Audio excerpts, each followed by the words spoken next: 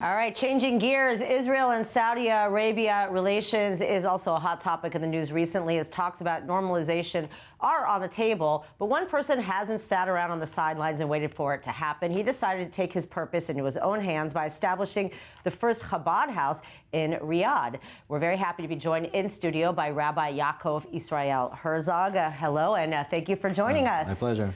So let's talk about this interest and why. We know there are Chabad represented all over the world. Anytime you go anywhere in the world, you could find a place.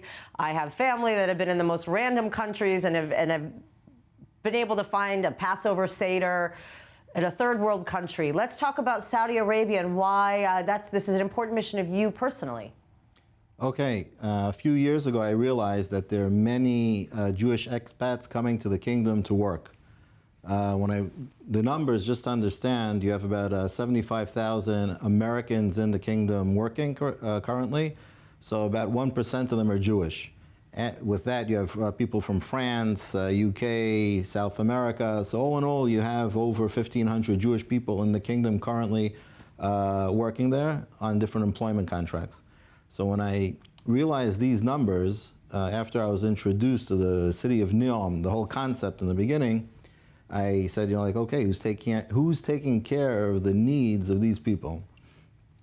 And I realized that there's nobody there, and there was this perception that it would be forbidden to do something like this in Saudi Arabia.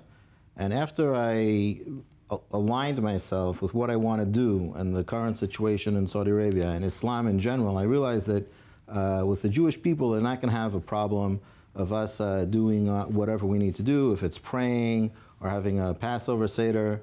Of course, on Passover, we don't have wine at our Seder. We had grape juice, since you can't bring alcohol into the kingdom. So we basically looked at the current Saudi law book, and we said, okay, test the water, and we'll begin. So this has been going on for a couple of years. I know you said you're in a facility now. So have you been able to reach the Jewish community and get people together during some of the important Jewish holidays? This is our second year of activity. Like you said, we have a rented place where we have all of our prayers, holiday meals, and whatever we do. We reach out to people that we know. It's people bring friends, for example. People just randomly scroll the internet and they run across us. So we have a pretty big, we have a nice turnout. We didn't reach everybody yet, but the more, people attend and the more people reach out, the word gets around, right. And we're getting the traction. saying for the Field of Dreams, if you build it, they will come. So exactly. What are your plans for building it?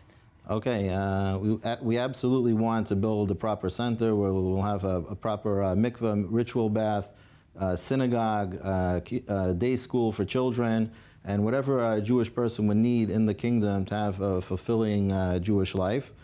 And that's our plan. Very interesting. And what is I know you go there frequently. What's your experience like being? I mean, we're seeing in the, the rest of the, Arab world with the Abraham Accords, we're seeing so much growth within, UAE and, Dubai and Abu Dhabi, et cetera. But we're also seeing a lot of advancement within the Kingdom of Saudi Arabia. Obviously, Rome wasn't built in a day. But what is your experience there with the Saudi people when you're in Israel? Obviously, it's quite obvious you're a Jew. Well, when I'm in Saudi Arabia, this is the way I walk around everywhere I go. In Sunni areas, Shia areas, all over the country. The Saudis are very welcoming to other cultures, to other religions, and they have a very deep knowledge of who the Jewish people are, what the Jewish people are all about, our common customs, ancestor. Of course, our common ancestor. That's where it all begins from. And sometimes when they mention that we have common enemies, I try to bring them back to the fact that we're family. And that's the main thing, and that's what we have to focus on, because enemies can change, and these things are very evolving, but family is family. And our mutual rich history and genetics is what actually brings us together. And thank God they've been very welcoming and very respectful, and it's a wonderful place. It's great that you're offering a place for people to come and be with their community. Much appreciated, Rabbi. Thank you so much for coming in and joining us and sharing your journey, and keep up the good work. Don't go anywhere yet. We're not done. Okay. Thank you so much.